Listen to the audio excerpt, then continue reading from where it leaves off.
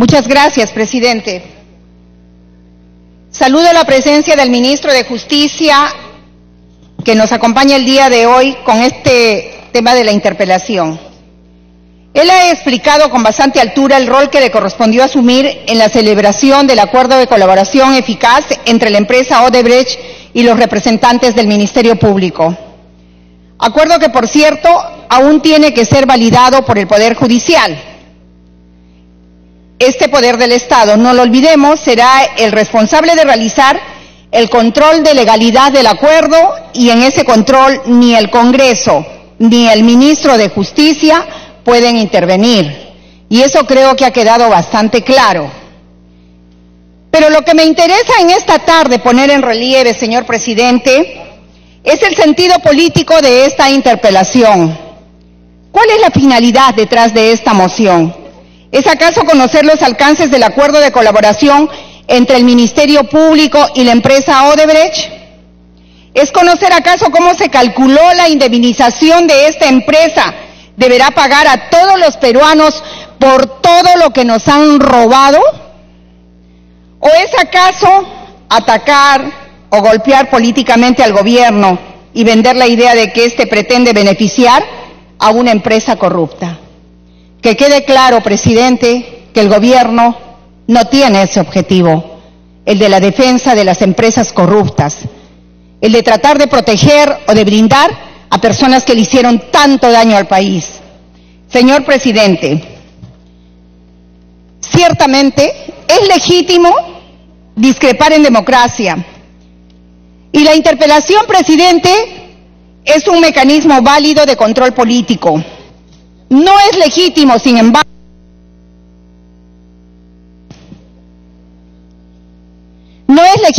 embargo, utilizar esta herramienta para que nosotros podamos obstruir la acción de la justicia y ponerle una etiqueta al gobierno que va afectando cada vez más su credibilidad.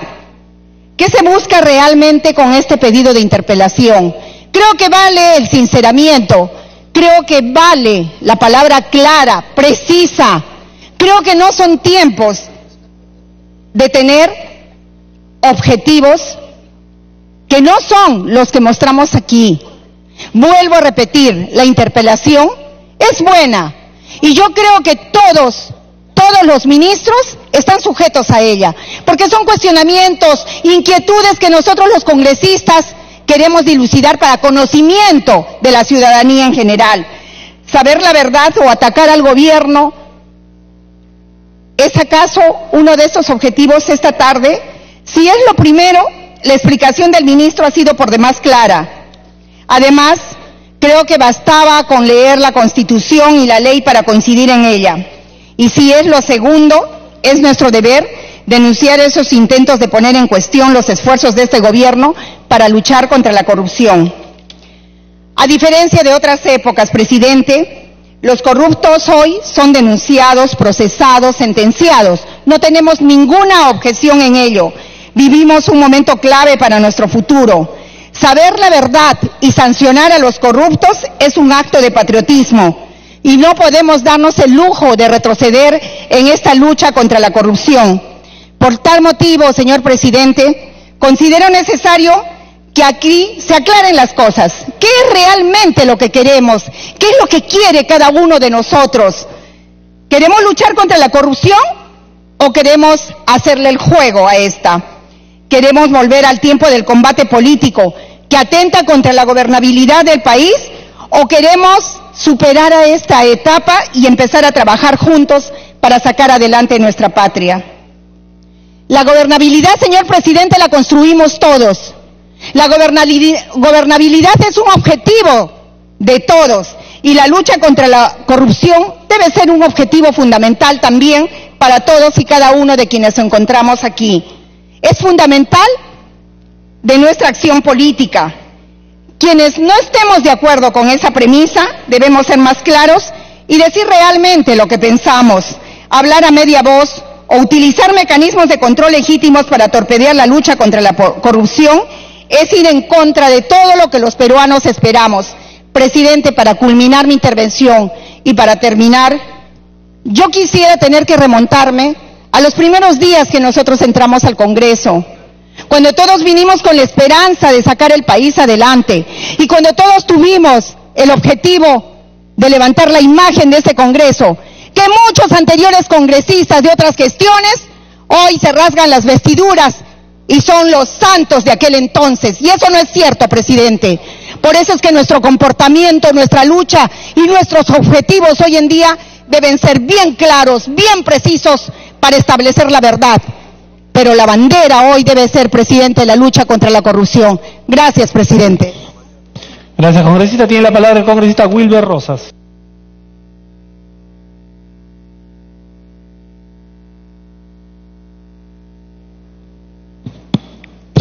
Presidente, colegas parlamentarios, señor ministro, yo quiero partir de la pregunta que se ha hecho la congresista Choquehuanca.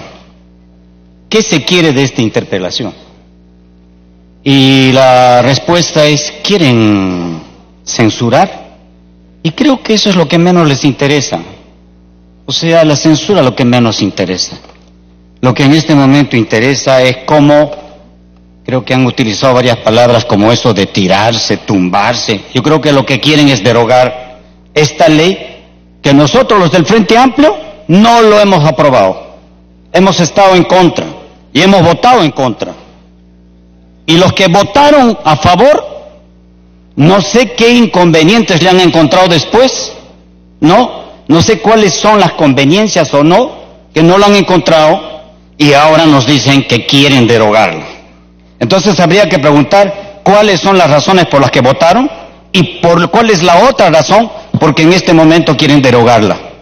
Eso es, señor presidente.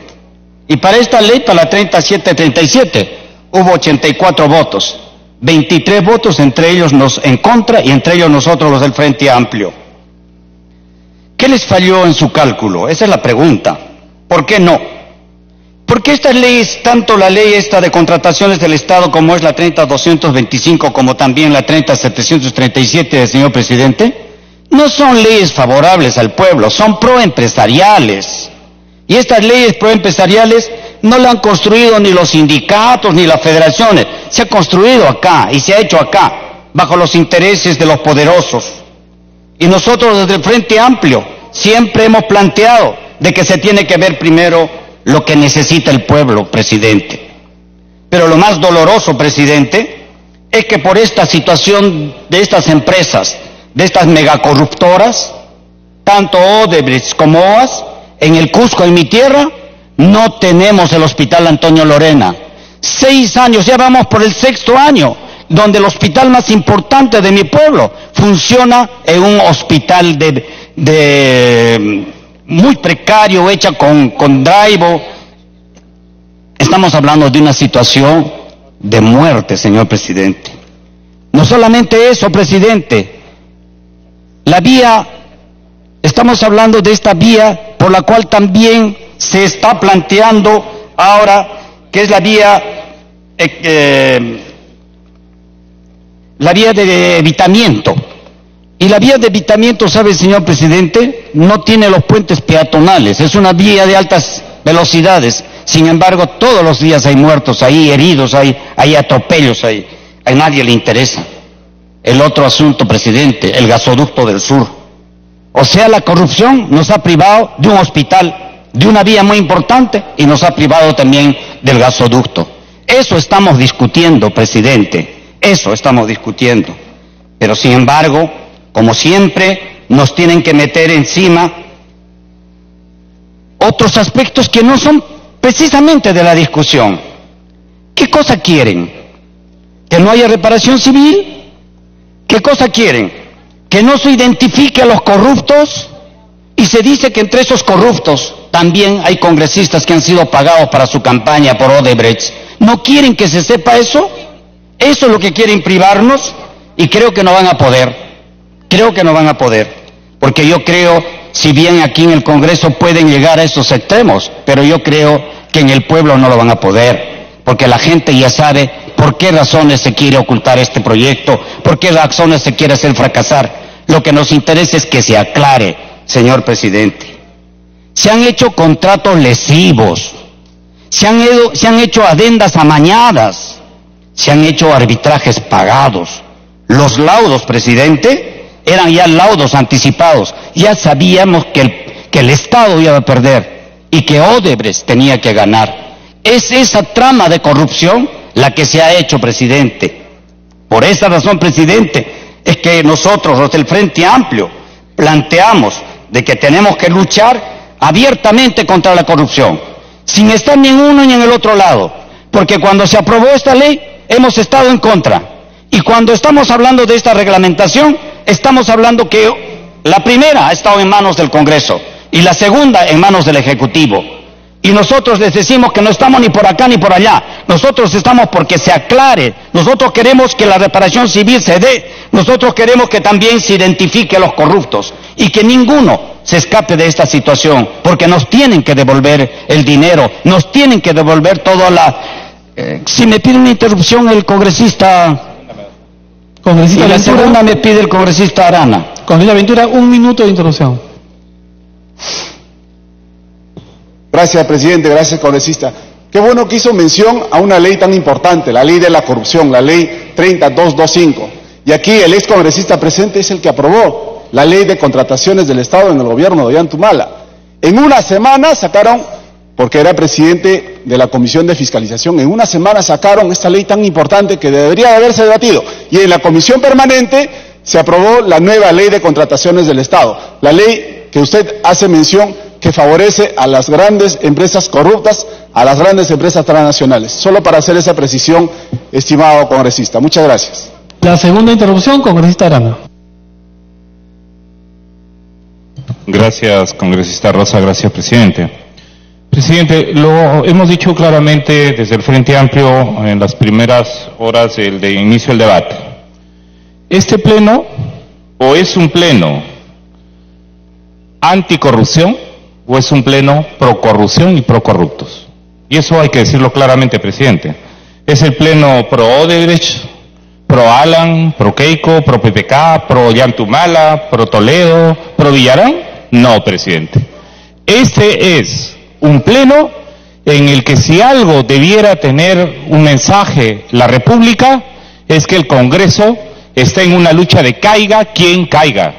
Y por eso, presidente, es inadmisible que estando a puertas de ser homologado el convenio de colaboración eficaz, ahora se lo quiera derogar o se quiera modificar. El convenio, en todo caso, presidente, está abierto, y estando abierto, y solo está conteniendo 4 proyectos. Para que concluya. Y entonces, si está abierto, en todo caso, presidente, hagamos las modificaciones más adelante, pero el mensaje que se quiere dar en este momento es que efectivamente en el Perú las mafias políticas y las mafias de empresarios corruptos podrían llegar hasta el Congreso de la República para bajarse el convenio de colaboración eficaz, y eso no lo vamos a permitir, presidente. Congresista Rosas, para que continúe.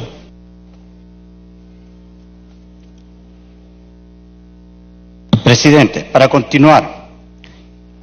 En esta interpelación nos hemos olvidado de que hay una autonomía funcional de la Procuraduría. Quienes reclamaban esa autonomía se han olvidado de que los procuradores son autónomos. Nos hemos olvidado de la autonomía del Poder Judicial. Ahora queremos intervenir el Ministerio Público, el Poder Judicial. Y eso no es posible. Y no es que con esto tengamos que abdicar nuestro control político, nuestra fiscalización. No, sino las interferencias a los poderes no debemos permitir, señor presidente. Pero encima, señor presidente, ahora he escuchado en una conferencia de prensa y me gustaría que me aclaren. Han hecho una denuncia nada menos que barata. No estoy diciendo que estoy en contra, pero estoy diciendo en qué plan están. Quiero preguntarme si están en plan de querer no permitir de que se haga la reparación civil, que se investigue. ¿Es complotar desde dentro? ¿Es dinamitar desde dentro? ¿Qué es? Pero con esto no quiero decir que estamos en contra que se investigue. Que se investigue a todos los corruptos. Que se investigue no solamente a los corruptos de fuera, sino también a los corruptos de dentro. al club de la construcción, aquellos que han hecho uso de nuestra pobreza para enriquecerse y aquellos que después nos dicen que defienden al Perú, que son unas empresas peruanas y que por lo tanto el fracaso de ellos es un fracaso de nosotros. Mentira, no son quienes roban a nuestro país, tienen que pagar también el robo que han hecho, porque estos secuaces de estos también tienen que pagar, los grandes y los llamados pequeños, que de pequeños no tienen nada. Entonces, es esa situación, señor presidente, la que estamos planteando ahora en esta discusión. Es eso lo que quiere escuchar el país. El país no quiere escuchar nuestras confrontaciones personales, quiere escuchar con claridad qué se pretende con esta interpelación, cuál es el propósito que hay debajo, señor presidente. Y nosotros queremos que se aclare en esta oportunidad, señor presidente. Muchas gracias. Gracias, congresista. Tiene la palabra la congresista Vilca Toma. Muchas gracias, señor presidente. Para poder aclarar la interrogante del congresista Rosas. En efecto, precisamente porque él está muy preocupado por el caso gasoducto, hemos interpuesto una denuncia penal contra el señor Marcelo Odebrecht, contra el señor Barata y contra otras 33 personas por actos de corrupción en el caso del gasoducto. Estando que el ministro nos ha confirmado en esta sesión que la empresa decidió no reconocer culpabilidad, el camino para que el Ministerio Público, a través de un fiscal, inicie diligencias preliminares está abierto. De esta manera, al ser hechos nuevos sobre el caso gasoducto y el caso específicamente sobre corrupción, es que estamos pidiendo también una serie de medidas urgentes que el fiscal deberá adoptar. Todo es en pro de perseguir la corrupción, todo es en pro de entender cómo es que Odebrecht pudo capturar al Ejecutivo, al Poder Judicial, al Ministerio Público y a distintas instituciones para poder lograr marcos legales ideales para poder tener ganancias ilícitas. Es en ese sentido que cumplo con informar al congresista Rosas que la denuncia versa sobre el caso gasoducto, y estando a que la empresa Odebrecht decidió no reconocer culpabilidad y perdió la oportunidad de acogerse a la colaboración eficaz, el camino queda expedito, no hay ningún tipo de impedimento, no hay ningún tipo de protección. Por el contrario, estando al acuerdo, a las reglas de la justicia brasileña, ellos en esta nueva investigación tienen la obligación de declarar todo lo que saben. Nosotros estamos también ofreciendo la declaración de 5 personas en condición de testigos y 2 en posible colaboración eficaz en relación a estos graves hechos que estamos denunciando. Muchas gracias. Gracias, congresista. Bueno, le tocaba al congresista Narváez, no lo veo en sala. Congresista García tampoco. Congresista, tiene la palabra el congresista Quintanilla.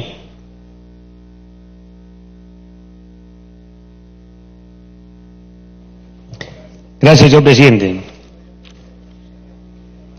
Señor presidente, este tema de los alcances del convenio de colaboración eficaz con los funcionarios de Odebrecht estaba en el debate debatiéndose un tema fundamental.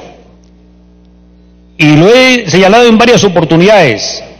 El origen es en una modalidad de contratación bastante proclive a la corrupción que existe en el país y que tiene su origen en la Constitución de 1993 y en el desarrollo de las leyes, de las normas legales que desarrollan la forma de contratación.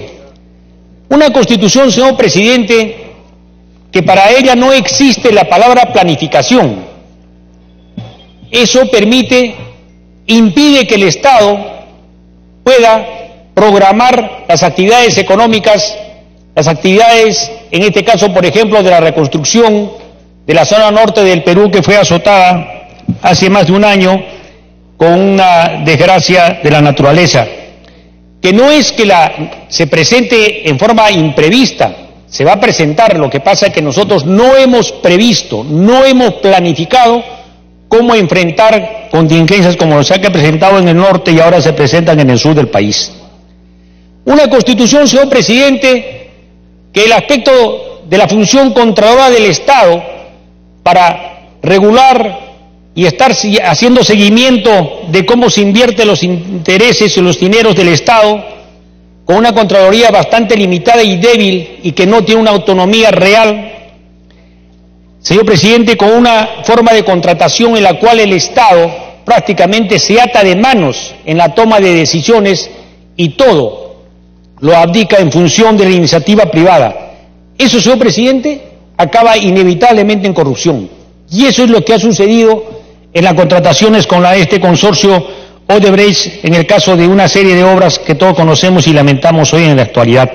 Señor presidente, decir que tiene que ser cuestionado esto porque solo nos van a pagar 610 millones de nuevos soles y que es una ofensa al país, una cuestión ridícula que no satisface toda la lesión que han hecho al país. Es cierto, absolutamente cierto, señor presidente.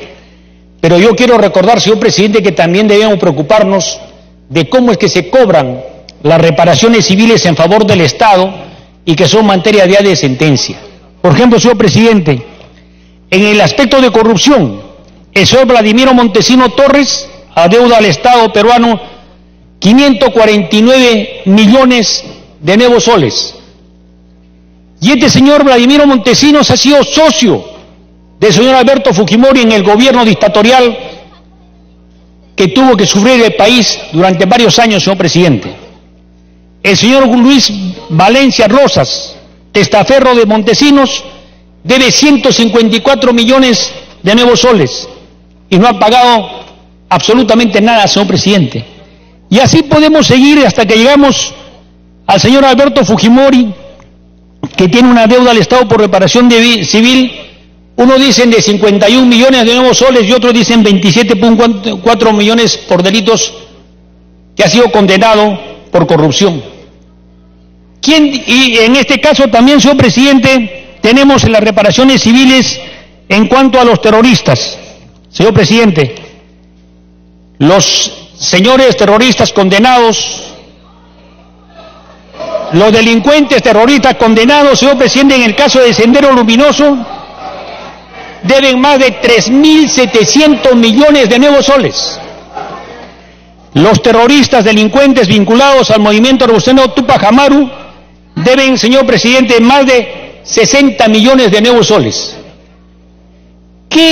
¿Cuál es la preocupación, señor presidente, para cobrar estos dineros que han sido materia de sentencias, que tienen cadenas perpetuas, tienen condenas de 25, 24, 20 y otros años, señor presidente, en las cuales no se ha pagado casi absolutamente nada? Y digo casi absolutamente nada, señor presidente, porque aquí figura que hay una persona que tenía unos bienes inmuebles y los cuales se les ha embargado, si no, no hubiesen pagado. Entonces hay deudas por delitos de corrupción, hay deudas por delitos vinculados al terrorismo. Esa debe ser la preocupación, señor presidente, también, porque ahora, señor presidente, sobre pretexto de que solo se va a recibir 610 millones, no debemos continuar. El Perú necesita, señor presidente, conocer la verdad. Necesitamos conocer la verdad de cómo se han producido estos actos delictivos. Si no es que ya se conoce todo, ya se conocen las responsabilidades de todos. Señor presidente, lo que se necesita es la actuación y la corroboración de las pruebas, porque la declaración de un testigo, protegido o no protegido, la actuación de una sola prueba muchas veces no es suficiente para llegar a la convicción de las responsabilidades, y es por eso que sí se necesita, señor presidente, que haya este tipo de convenios. Y aquí tengo que señalar, señor presidente, ¿a quién corresponde tomar decisiones sobre esto? El artículo 158 de nuestra Constitución dice que el Ministerio Público es autónomo en el desarrollo de sus funciones. El Poder Judicial es otro poder del Estado, que es diferente al legislativo, y tenemos mutuos contrapesos y mutuas fiscalizaciones, pero no es un poder subordinado a los otros, señor presidente. Y tenemos que respetar esto, señor presidente, porque ellos tienen los mecanismos y las responsabilidades para resolver estos problemas, señor presidente. No caigamos en el argumento fácil de decir nos van a pagar una ridiculez para impedir un proceso de llegar a acuerdos que nos permitan conocer la verdad y diseñar una estrategia, señor presidente, para superar estos problemas que tienen su origen en una legislación y una constitución, señor presidente, lesiva al país. El Congreso de la República, señor presidente, si queremos ser serios, tenemos que abordar temas de fondo.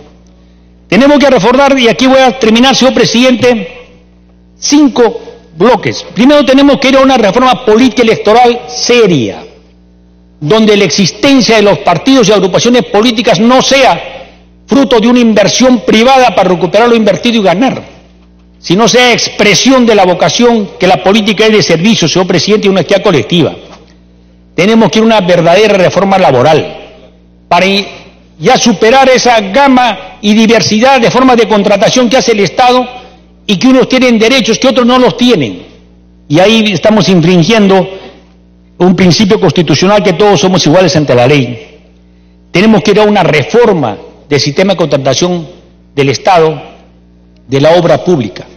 Esas formas, señor presidente, que terminan en arbitrajes y termina perdiendo el Estado, tenemos que cambiar. Tenemos que implementar una verdadera descentralización del país, tema que prácticamente nos hemos olvidado en los últimos tiempos. Tenemos que restablecer la función planificadora y la controladora del Estado, y tenemos que seguir impulsando una verdadera reforma del Poder Judicial. Señor presidente, esos son los temas que tenemos que abordar. Quedarnos en minucias, señor presidente, en acusaciones, muchas veces subalternas o secundarias, señor presidente, nos hace daño. El Perú requiere que el Congreso de la República se ponga a la altura de las circunstancias. No olvidemos, señor presidente, que la política es una vocación de servicio, en la cual tiene que ser basada en el diálogo, en la diferencia, en la concertación en base a la diversidad, en el respeto mutuo de las posiciones, señor presidente. Eso tenemos que hacer si queremos realmente salir de esto.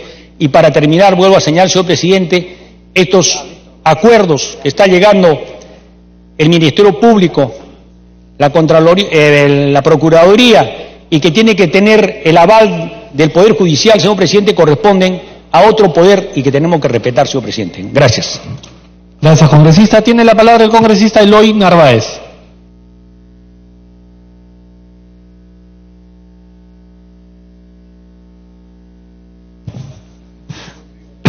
Gracias, presidente. Un saludo a todos los colegas.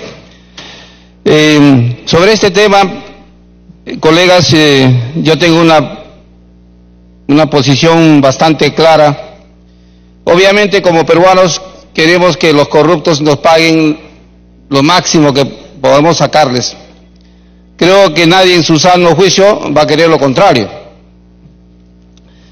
Pero lo cierto es de que este es un tema no solamente nuevo para el país, sino sobre todo es un tema que hay que conversar con la otra parte. Hay que arribar a un acuerdo con otra parte. Y con una parte que no es de una empresa que está asentada en nuestro país más que temporalmente, sino son capitales que son fuera del país. Por lo tanto, esto hace un contexto mucho más delicado todavía. En ese contexto, creo que lo prudente es llegar a un acuerdo y es fortalecer el trabajo que está haciendo ahora el Ministerio Público. Es verdad de que cuando se dice cómo es posible que estas empresas que son corruptas, que nos han robado nuestro dinero, que han hecho incluso muchas obras mal ejecutadas, todavía tienen que ser premiadas para que sigan en el futuro ejecutando nuevos proyectos de inversión. Eso obviamente es un tema que nos preocupa y es un tema que no nos puede dejar tranquilos ni contentos como ciudadanos tampoco. Pero más triste es para nosotros saber que otros peruanos, malos peruanos, han estado metidos en la danza de la corrupción. Porque quien tenía que defender los intereses de nuestro país son nuestros funcionarios y que son peruanos como nosotros. Pero estos funcionarios que han tenido la oportunidad de poder hacer un trabajo transparente y decente no lo hicieron, pues cayeron en las garras de la corrupción. Y por lo tanto es necesario saber quiénes son. Porque desde mi punto de vista es mucho más importante, es un valor moral mucho más importante saber quiénes son los responsables de la corrupción en nuestro país.